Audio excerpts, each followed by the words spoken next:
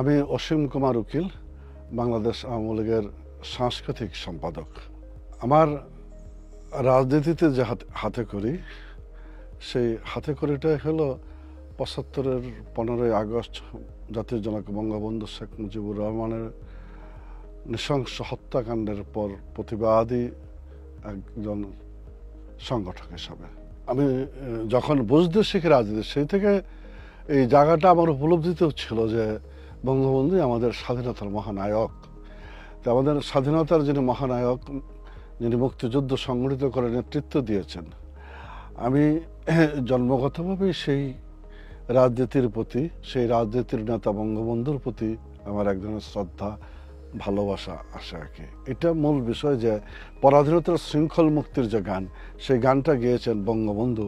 এবারের সংগ্রাম আমাদের মুক্তির সংগ্রাম, এবারের সংগ্রাম আমাদের স্বাধীনতার সংগ্রাম, এই স্লোগান প্রদানের মধ্য দিয়ে উনি মুক্তিযুদ্ধের প্রাক্কালে বন্দী ছিলেন পাকিস্তানের কারাগারে, কিন্তু স্বাধীনতা সংগ্রামটা এদেশের তরুণ যুবক ছাত্ররা, বঙ্গবন্ধুর সহকর্মীরা নেতৃত্ব দিয়ে নিয়ে গেছেন।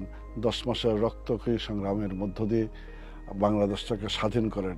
এই যে সারা বাঙালিকে, 7.5 কোটি বাঙালিকে তিনি উজ্জীবিত করেছিলেন, ঐক্যবদ্ধ করেছিলেন স্বাধীনতার মহান মন্ত্রে, তার মধ্যের যে নেতৃত্ব, সেই নেতৃত্বই আমাদেরকে আওয়ামী লীগের প্রতি, বঙ্গবন্ধুর প্রতি টেনে এনেছিল, এক মোহনায় এনে দাঁড় করিয়েছিল, রাজনীতিতে আসার ক্ষেত্রে সহায়তা করেছিল। সেই থেকে যেদিন থেকে দেশ, মাটি, মানুষ, রাজনীতি বুঝতে শিখেছি, সেদিন থেকেই বঙ্গবন্ধু একজন ভক্ত হিসাবে আমাদের পথ চলা। বাংলাদেশ আওয়ামী লীগ যেটা জন্ম হয়েছে, এই জন্মলগ্নের প্রাক্কালে আমি সবাইকে শুভেচ্ছা জানাচ্ছি। এটা আমাদের জাতির জনক বঙ্গবন্ধু শেখ মুজিবুর রহমান তত্ত্বের ভিত্তিতে সৃষ্ট যে পাকিস্তান, সেই পাকিস্তানের জন্মলগ্নেই বঙ্গবন্ধু বুঝতে পেরেছিলেন এই ভূখণ্ডের মানুষের কোনো আশা আকাঙ্ক্ষার বাস্তবায়ন ঘটাতে পারবে না। আর সেই লক্ষ্যকে সামনে রেখে তিনি 1948 সালের 4 জানুয়ারি ছাত্রলীগ প্রতিষ্ঠা করেন এবং পরবর্তী সময় আওয়ামী লীগ প্রতিষ্ঠা করেন। সেই থেকে পথ চলা তিনি পাকিস্তানের শোষণ, নির্যাতন, অত্যাচার, পশ্চিমা বেনিয়া গোষ্ঠীর যে অত্যাচার, তার বিরুদ্ধে বাঙালিকে সুসংগঠিত করেন।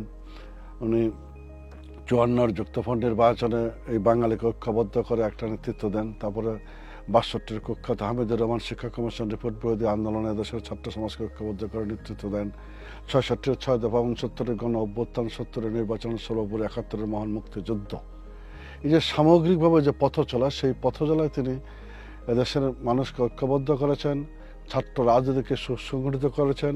এই বাংলার তরুণ যুবক ছাত্রদেরকে ঐক্যবদ্ধ করে 7ই মার্চের ঐতিহাসিক ভাষণের মধ্য দিয়ে স্বাধীনতার সংগ্রামে ঝাঁপিয়ে পড়ার আহ্বান জানান। আর এটাই আমাদের স্বাধীনতার ইতিহাস। আমাদের স্বাধীনতার ইতিহাস মানেই হলো বাংলাদেশ আওয়ামী লীগের ইতিহাস, বাংলাদেশের স্বাধীনতার ইতিহাস। এটি অঙ্গাঙ্গভাবে জড়িত। সেই থেকে আমাদের পথ চলা, সেই থেকে আমরা যেখানে ছিলাম স্বাধীনতার মন্ত্রে উজ্জীবিত, মুক্তিযুদ্ধ চেতনায় বিশ্বাসী সবাই, আওয়ামী লীগের আঙ্গিনায়, আওয়ামী লীগের কর্মী হিসাবে আমরা রাজনীতিতে আবদ্ধ হয়ে আমাদের পথ চলা শুরু হয়।